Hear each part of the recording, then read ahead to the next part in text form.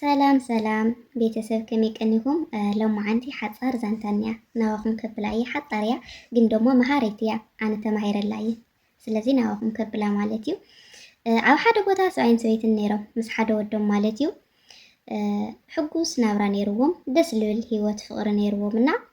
ኣብዙ ናሃለዉ ግን ኣዲኡ ነቲ ሰብኣይ ኣዲኡ ተሓመሙ እሞ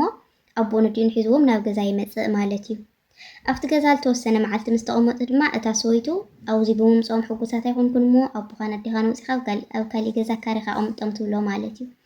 እቲ ሰብኣይ ድማ ንሓዳሩ ክብል ሕራ ኢሉ ገዛ ተካርዩ ኣብ ካሊእ ኣቕምጦም ማለት እዩ ንእሽተይ ገዛ ተካርዩ ኣቐምጦም እሞ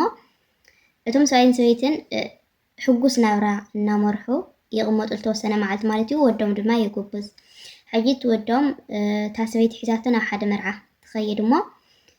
ትወድ ድማ ነታ መርዓት ምስራያ ማማይ እታ መርዓት ክትፅብቕ ይብላ ማለት እዩ እታ ሰበይቲ ድማ እወ ዝወደይ ፅብቕት ዶ ምስ ዓበኻና ትመስል ልክዕ ክነምፀልካ ኢና ኢላቶ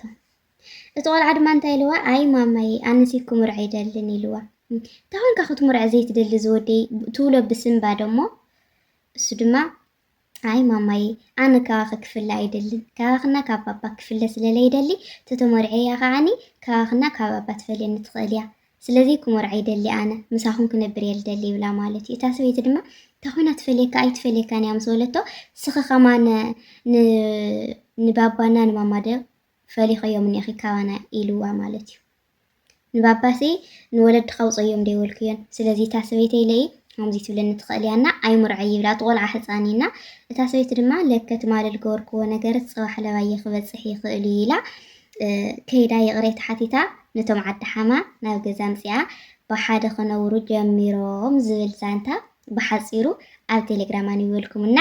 እዛ ዛንታ ናይ ደስ ስለልበለትኒ ንዓኹም ከመሓላልፈልኩም ኢለ እየ ምፅያና ደቂ ዓበይቲ ልተጋግኽዎ ኣብ ኮሜንት ኣርምኒ እና ሳብስክራይብ እና ላይክ ሼር በዚ ብፌስቡክ ከዓኒ ፎሎው ጌርኩም ኣባራትዕኒ ማለት እዩ ብጣዕሚ የልፈትየኩም የቐኒየለይ